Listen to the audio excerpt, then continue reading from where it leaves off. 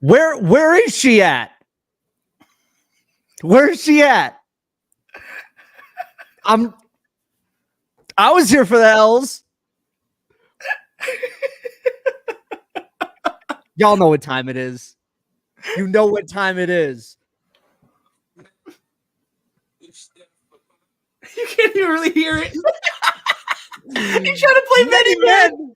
Many men have wished death on our girl Sabrina Ionescu for years and years. And what is the response to hit not one but two clutch threes with 1 minute left in a hostile environment in game 3 on the road, including the 30-foot rainbow to win the game with 1 second left. Man. Don't play with my girl Sabrina Ionescu anymore. It's time. All right. This is like the Josh Allen Rorschach test in the NFL. After a certain point, you just had to put your hands up no matter what you thought about Josh Allen in the draft and said, you know what? It's just got to be that way. That's what we got to do with Sabrina Ionescu now. There's no debate anymore. I'm not hearing it anymore. No more hating on this side of, oh, well, she's never going to be this, bro. She is here. Yeah. What a game. This is the best. I'm sorry. I don't want to be prisoner of the moment. This is, to this point, the best WNBA finals matchup we have had in at least a decade, if not 2, if not ever. What a 3 games we've had so far, man. Bring us in. Golly. Well, welcome, everyone, to the No Cast Space Postgame Show.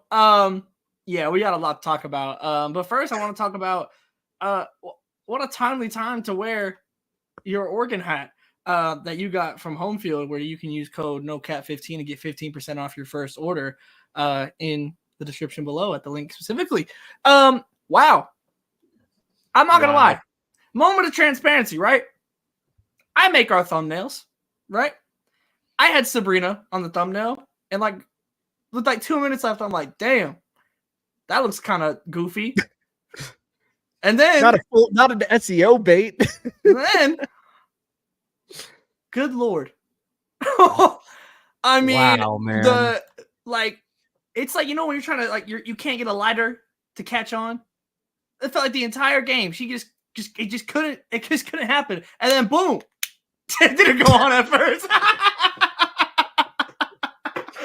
Why do you have that just sitting in your room? Because I have candles. God. But no, the last it's off to a great start. The last shots. I mean, Andrew, you mentioned it right before that we hopped on. It did that last shot. The arc on that was ridiculous. I thought it was coming up short, and then that thing went right in. Bro, I have been a Sabrina Ionescu defender since day one, since ye old Oregon days for your boy. I thought that shit was an air ball. I was like, I saw that thing go up in a rainbow, and I had flashbacks to the Phoenix Mercury series where she gets blocked by Brittany Griner and the ball just kind of falls into the floor. I legit thought we were about to get that, and instead it snaps. And Ruko with just a banger of a 3-point call. He was in rare form tonight.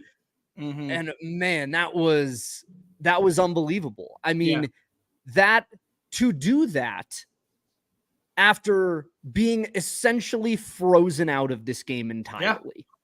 That to me, you can't coach that. That's not a skill issue. That's not something you learn. That is what we like to call in the scholarly sense, dog mentality. That was give me the damn ball. My wife's laughing at me over here. Give me the damn ball. No, it's okay. And it's amazing to me just how she can lock in the final minute in that way after playing pretty much invisibly for the entirety of 3 quarters. And then we get that. That's star shit. Yeah. That's what a star in this league does. That's not a role player doesn't do that. A role player doesn't say, I have the ball, I'm not giving it up in this moment. Right. You know? Which is interesting because Stewie was going nuclear I couldn't believe they didn't give it to Stewie in the final 3 possessions. Twice they go to Sabrina. Like, I mean, the testament to that, like, because to your point, absolutely frozen out. I mean, only had 12 shots in this game. Like, just not what we've come to expect from Sabrina in that manner, and it just didn't matter. Like, when the moment came, like, and you mentioned Ruco's call, which I thought was great. He said, Sabrina Ionescu hits the biggest shot in Liberty history. And if they win this final series, there's a couple big shots in finals history.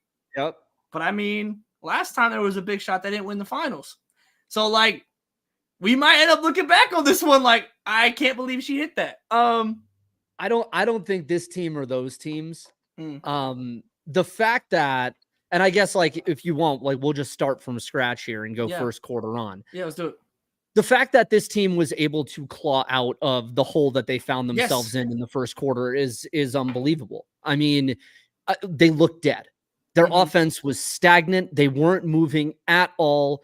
The Lynx guards completely had Sabrina in hell. And I will say, and we'll get to this, it is hard in this moment to overstate Alana Smith's injury. Yes. And what that did for the Lynx down the stretch and how the game changed once she came out.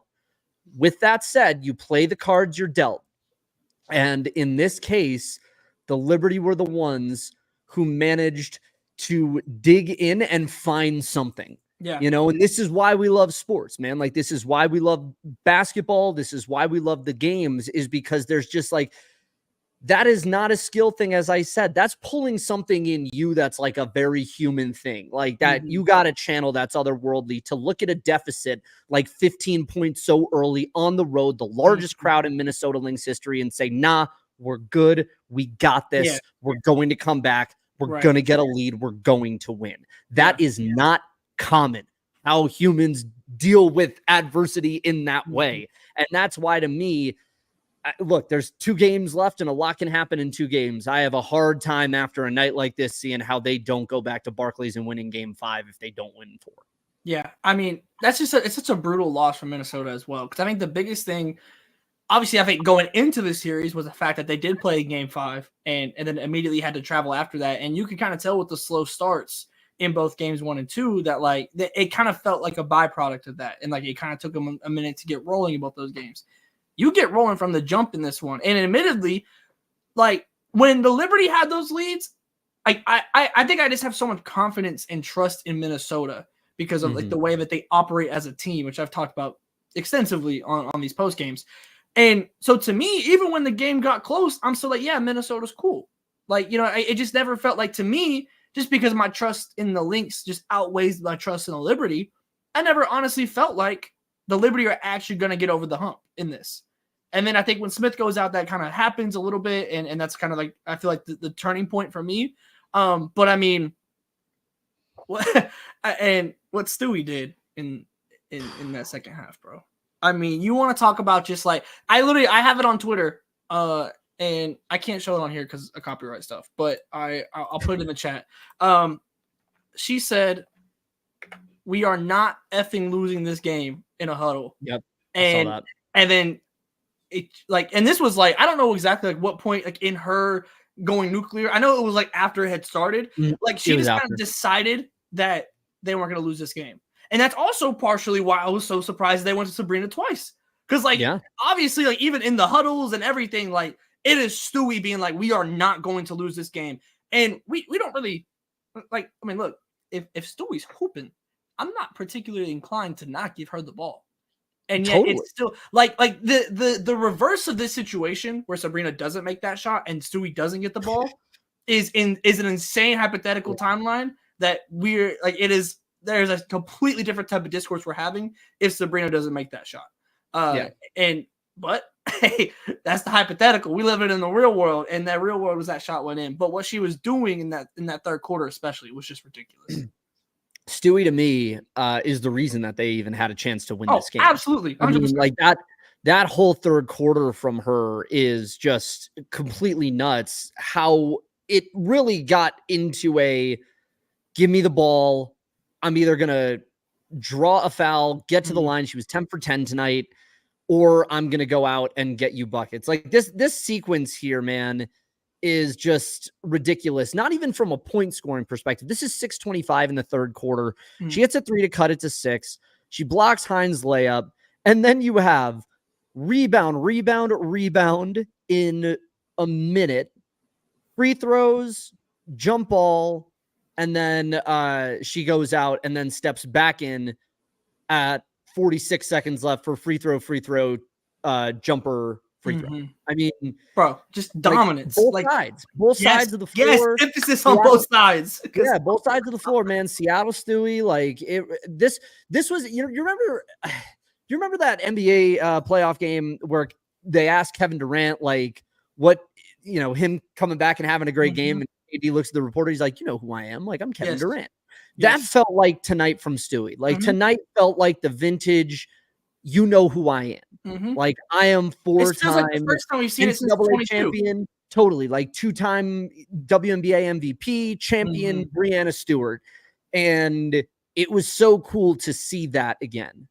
First and foremost, but it was even better too, just to watch the superstars go blow for blow between Fee and Stewie, because lost in this is going to be Fee's 22-9, but they kept harping on it on the broadcast, which I thought was such a fascinating statistic, is that she has caused more jump balls in this playoffs than anybody in WNBA history. Well, and this is the DPOY for a reason, the defensive player of the year for a reason. And to watch that heavyweight fight between her and Stewie, I know Gino is sipping on wine that's like probably 10 times what mine costs here, and enjoying the hell out of this, because he's watching his 2 star players from that era go head to head and show out on a stage of this magnitude too, dude. I mean, the two of them both just that was as real as it gets. Awesome. WNBA finals, 2 of the best players in the world. Like, that is the realest as it gets when it comes to the hoops. Like, it's so good. And also, you mentioned the defensive stat that Fee hit, but also she hit the most points scored in a playoff run ever as well, passing DT in a run. So like literally as two-way as it gets over the course of these playoffs. Joe brings up a point here that I do want to touch on. Let's do it. The dribbling from the Lynx and some of the offensive possessions that they had, there was a lot of possessions that just flamed out, and like they get to like 6 seconds left on the shot clock, and Courtney Williams kind of just has the ball in her hands, and it's just like forced to do something. And sometimes it worked out, but most of the times it just got so messy at times, and a lot of that was, I think the Liberty did just become very disruptive on defense, the way that Stewie was just kind of roaming and just causing havoc literally all over the court. I think had something to do with that. But ultimately, it was just a lack of fluidity that we haven't grown accustomed to seeing from Minnesota on the offensive side of the ball. Yeah, it's hard because you lose Smith, and as Lobo pointed out on the broadcast, that messes with your spacing a little bit, because Maisha Hines-Allen's not a 3-point shooter. So you get this sort of weird scenario where her and Fee are sort of occupying the same degree of territory, but you need Fee to have that space because her footwork is so good that like she needs as much room to operate in the post. And so you put the two of them down low, and Hines-Allen can go out to 3, but Stewie sagged off her on that 3-point attempt, and you could kind of see it like, all right, they don't respect her in that way, so she can get back down low. And if they kick it out, it's like, yeah, sure, go take that. And so that, I think, is the biggest problem. And to Joe's point, this is not the year to talk about this. It will be in the future, but like, this is where you could have used a Diamond Miller, right? Like this, like, she is the kind of player that is supposed to kind of fill that role, but because you've had Xanda Lucini and others that have stepped up, and Alana stepping up so much, you haven't needed to do that. Well, now you're at a little bit of a disadvantage. If Smith is out for game 4, I would be really surprised if we didn't see some type of different, lineup that trends a little more versatile. The problem is that, now you run into the aces matchup problem.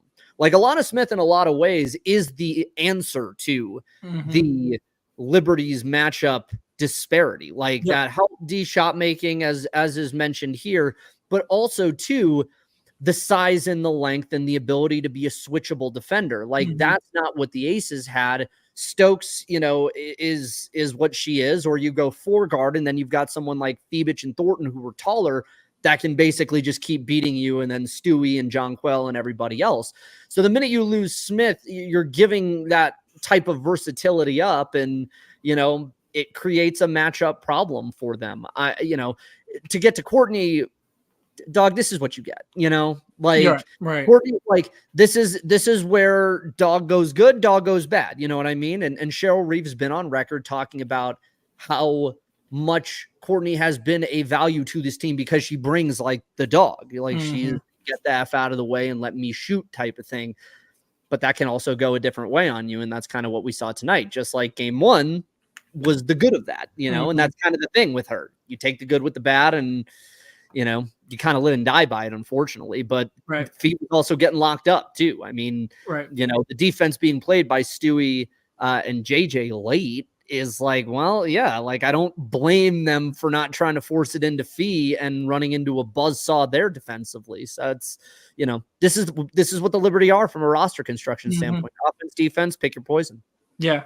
It was the defense that they started playing, I still can't get over Stewie. Like I said, she was just roaming and just literally just ruined everything for Minnesota on so many occasions. After the game 2 performance that she had, man, that's the craziest thing of all is what she's been able to string together for a couple of matchups now. And the same player that got 7 steals in game 2 had 4 blocks tonight. Yeah.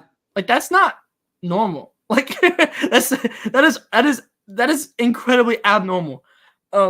What I do want to get into, in case you guys missed it before the game, Shawnee did an article with questions raised, and I think she's going to come back with questions answered as well on the same article. Oh, that's going to be a good one. Yeah. So Shawnee, I will go to bat for Shawnee. She has been feeling sick this week, and that is why she's not on the post game. But we will be getting her thoughts through the Substack, which you can find in the description below. You know what I'm saying.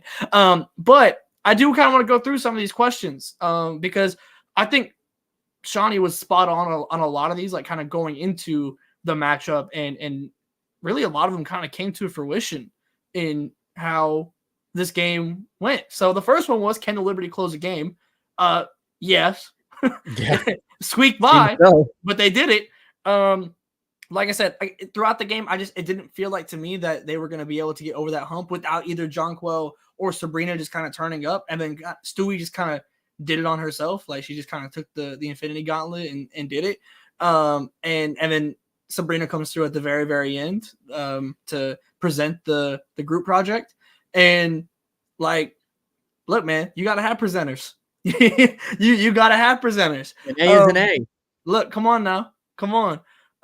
So the answer to that one, yes. The Liberty can close a game. Can Sandy Brondello get the lineups right? I mean, you passed. I was gonna say, I think a back injury helped her with that. So and/A, I don't know. I'm gonna say no because they were getting slacked with Smith on the floor. So still not a yes yet. I did like the fact that they drew up plays for Phoebich early to get her involved. It was intriguing to hear. And honestly, I love that the WNBA allows this for ESPN, that coaches are mic'd up in the huddle with a minute left. No, it's great. Hear them drawing sets and plays in crunch time in the fourth quarter. That shit would never fly in men's basketball, and it kicks absolute ass that it exists in the WNBA. Oh, it's so amazing. Cool. And honestly, I gained a bit of a respect for Sandy Brondello right there, because I was like, okay, this isn't just go team go, which is kind of what I feel like it is. Give it a Stewie and get the hell out of the way. Right. But just to hear, I think it was Lobo said it as well, ghost out. And that's exactly what Sabrina does. And it's a set and a play and a secondary option that is run to perfection. And you know what? I'll give Brondello that from a coaching perspective. As for the lineups, you won. A- performance from Sandy Brondello. There you go. We're going to continue with the questions, but look at this, Andrew. That was a great All-WNBA second-team performance. Sabrina in the post game. That's right. We're going to hunt that shit down like the missing fourth place vote, baby. Oh, my God. Sabrina's fucking cash Liberty shit. Army, your time has come to now be the new bullies on Twitter. Oh man. They're gonna Look, hey man, you hit a shot like that, you can say whatever you want. I respect it. I respect it. The last one on the Liberty side, and kind of how Liberty would adjust was, will the role players show up in Minnesota? Which kind of goes with the lineups as well. And like, I mean, they didn't really get much of a chance to be honest. I mean, I thought Sabali had some solid minutes when she was in. Yeah, she kept them in at a couple of possessions. I liked what I saw of her. Yeah, like you said, she feels like a good year 3, year 4 breakout candidate in this league. I'm with you. Like, if she gets a healthy year, I'm seeing the vision 100%. Okay, so now we switch over to Minnesota. Can Minnesota build a lead? Yes. Yeah. Apparently. Look, okay, I got a strategy for both teams. Okay, hear me out. What if in the first half you purposely go down 15? This series? It's worked so far. It has. It's worked so far. Oh, pause. I want to talk about Leonie Phoebish. Why do her teammates hate her? Yeah, if we're gonna do the thing that we did for Caitlin, where we were like, is something going on where like Aaliyah Boston's not picking her up after she gets smoked on a screen? I think we might need to do the same. He averages 2 car crash screens a game in this series. Yeah, it's ridiculous. Like, and they're all the exact same. Like, dog, I know John Quell has those hands too. Like, that is no excuse. That's crazy. Yeah, Phoenix has gotten smoked on and on multiple times. Did she come back in? God. After? Was that? Did she come back in the game after? She did. She did. Okay, I got so caught up in everything that was happening, I didn't even like think to. Yeah. There was. Yeah, it was ridiculous. Both of them were. Okay. Wait. It's a tip, but it's also so true. I mean, it's so true. I mean, yeah. Can at least keep Jonquel Jones contained. Yes. Yeah. They did say, I don't know if that was as much the Lynx as it was just the Liberty being the Liberty and not really getting Jonquel involved in that way. Her role within this system is so weird because, like, they have the matchup every single game and they just kind of choose not to use it. I mean, maybe that says something about the respect that you have for someone like Fee when she's guarding her, but boy, man, nobody else on that Lynx lineup is even close to her. So yeah, it's weird, but like 15, 15, 13, good, fine. I guess you can call that contained for someone that was an MVP in this league at one point. Yeah. And then the last one that she had posed pregame was, can the Lynx keep up the defensive intensity? Yes. I think the answer is still yes. I just think Stewie'd. And like, I mean, like there's at some point there's just like not a lot you can do about that. Cause like especially when Fee took on the challenge of it, like they were going bang, like they were going brick for brick, bar for bar. Like it was ridiculous, like what they were doing. And it just didn't matter. And that's just the greats being great. So to me, it's still overall a yes to that, even though you blow the 15-point lead. Stewie just went into prime best player in the world form. And that's what I've been kind of saying throughout the entire season, is that Asia Wilson has been the best player 100% this season. No doubt about it. Obvious. On any night, Stewie can do this. Like, and we haven't seen it for a minute. Well, I've just been kind of waiting. I was like, I know it's still in there.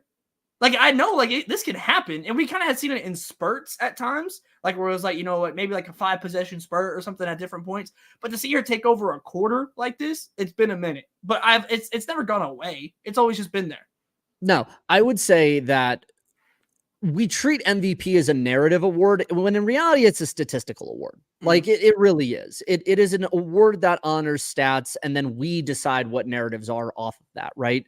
There's never been anything to say that like Stewie is not one of, if not the best player in the league anymore, right? Like, so that's one component of it. The answer to the question on my end is yes, because this is what an elite series looks like. Like, this is what elite basketball looks like, is top level defense, and your superstars are being superstars and scoring in bunches in spite of that. And that to me is why I've been drawn to these 3 games the way that I have, is because this isn't really like someone is losing these games. No, like No, someone not at is all. going out each matchup. Someone is going out and winning the matchup, right? Like in game 1, like the Lynx go out and win that game.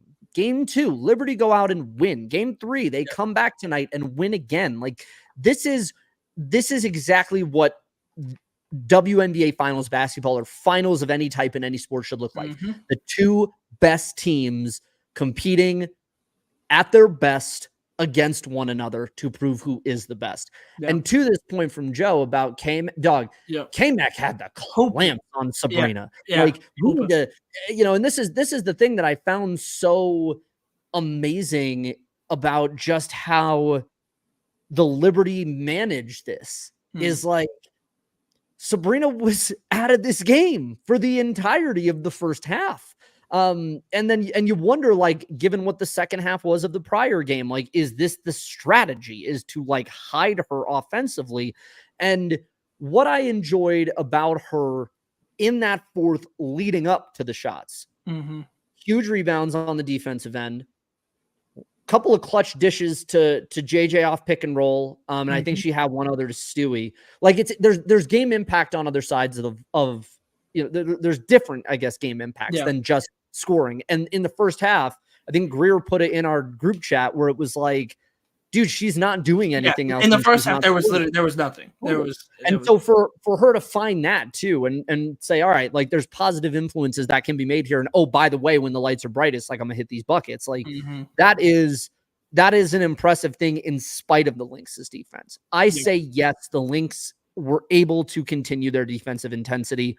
So are the Liberty, which is impressive. Yeah, 100%. Now this is just like, I can't believe people. This is real hoops. I can't believe people didn't want to watch this series. Like it's this as good as it gets. If you said at the start that you weren't going to watch this series, like, do the Geno, bro. Like, walk into the ocean. Like, this is absolutely spectacular. And this is not a shade to anybody individually. Like, I get it. Like, there's certain people that watch sports for different reasons, but like, at the end of the day, we watch sports because we want to watch competition. Like, you want to watch someone dig deep to find something to be great. It is the world's greatest reality TV, and you don't get the reality without the actual game. And that is what is so great about this series, man, is that there's just no quit from anyone.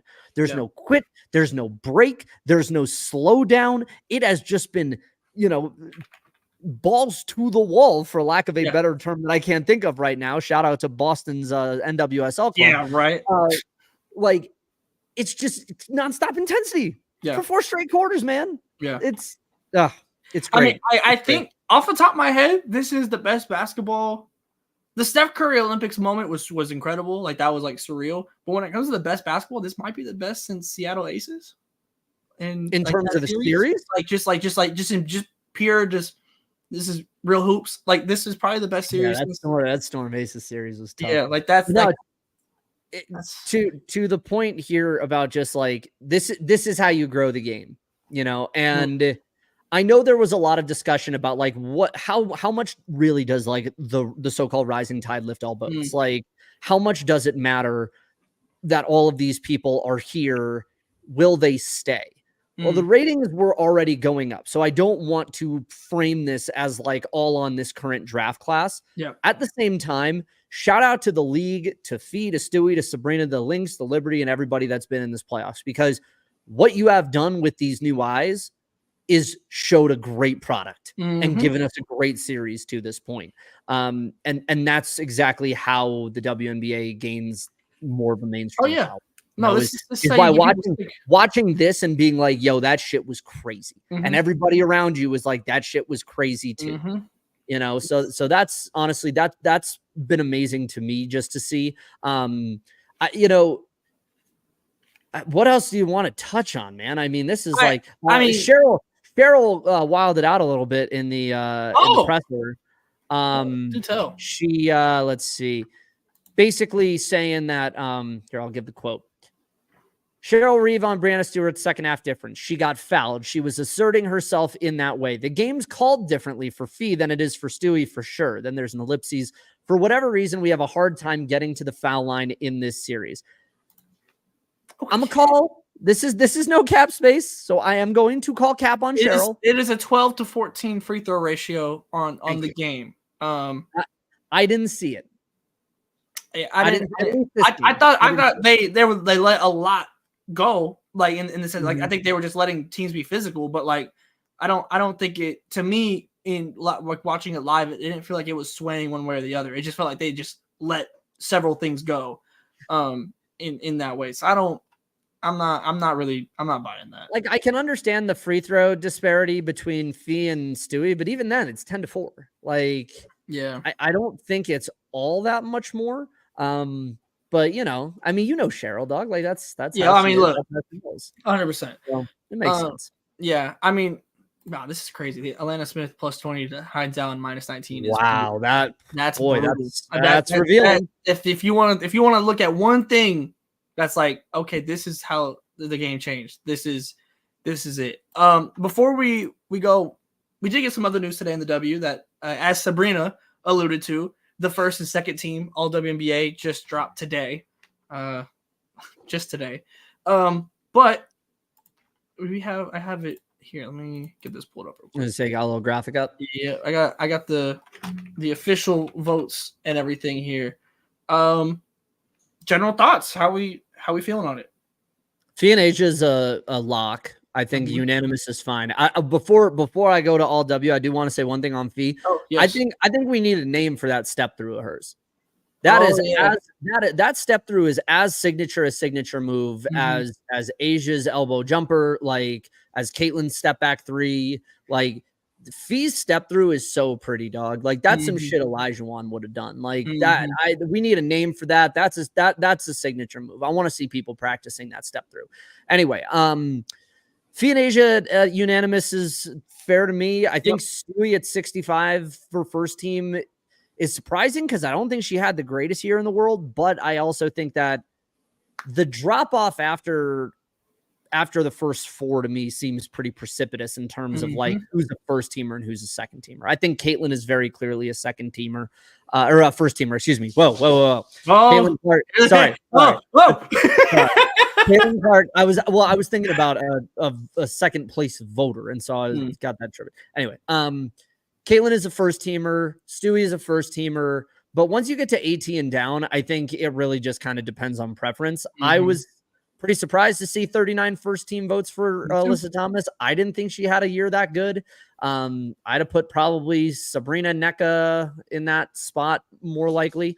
But I don't really have much of an issue with it. Yeah, Arike would be a first teamer if the wings were better. No, that was what I was going to point out. Arike hooped on both sides of the ball this season, but ultimately, like when your records like that. That's a Devin Booker. Like you can't award gaudy stats on a bad team. Yeah, but I would have had NECA personally over AT. I agree, but like outside of that, I'm pretty cool with it. Whoever it was that. I have a hard time believing, for those of you that don't know, I have a hard time believing that there was somebody that did not vote Caitlin Clark unanimous rookie of the year, and there was only one voter that left her off of first and second team completely. I have a hard time believing those are two different people. I was going to say, I have a hard time believing that's not the same person. Nah. And this is why we need voter transparency. Like, not because you got to sharpen your pitchforks on people, but like if you watch the games and came away thinking that that's not a first or second team All-WNBA player, you shouldn't have a right to vote because it shows you don't have a respect for the process.